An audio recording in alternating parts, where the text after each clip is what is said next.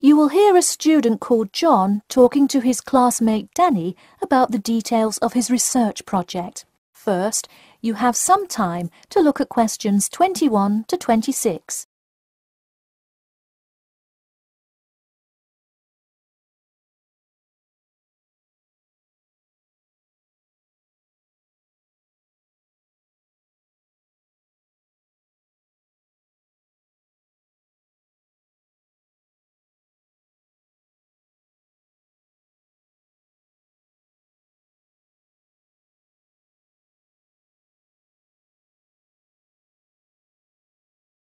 Now, listen carefully and answer questions 21 to 26.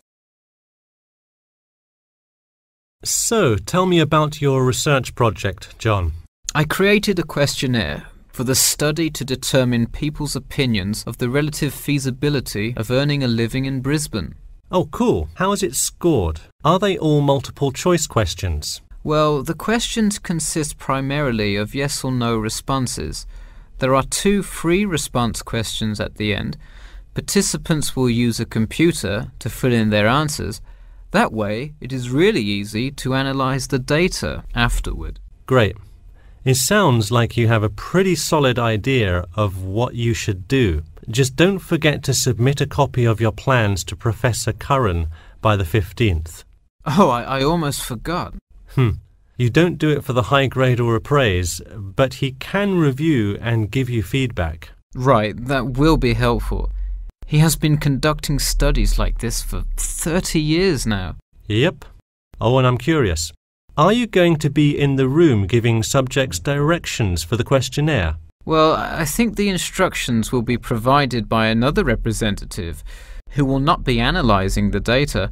I want them to feel they can answer and be completely anonymous, so I will not be in the room. Anonymity is really important for this study. I agree. Good idea. You should tell the representative to remind subjects to fully consider both sides of each issue. Sometimes it's really easy to immediately check yes or no without stopping to think about it completely. That's so true. It's like a race to finish the questionnaire first or something. I'll make sure to include that in the instructions. This report has to be perfect. Wow, what's the big deal? I know it's part of your grades and all. Well, it's that, but also a well-executed study could grab the attention of faculty in the department, which would be a huge deal. So, for attention? No, silly.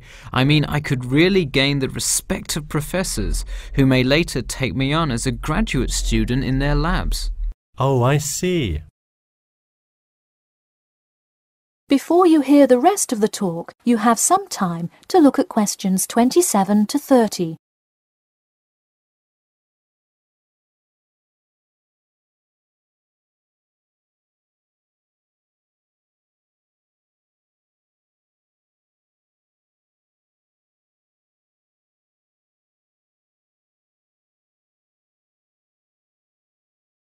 Now, listen carefully and answer questions 27 to 30.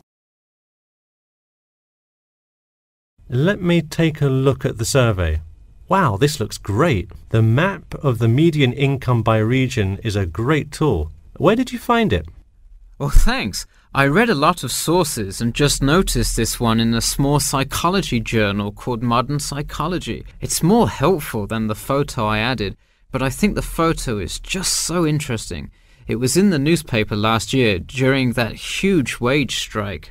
It's great.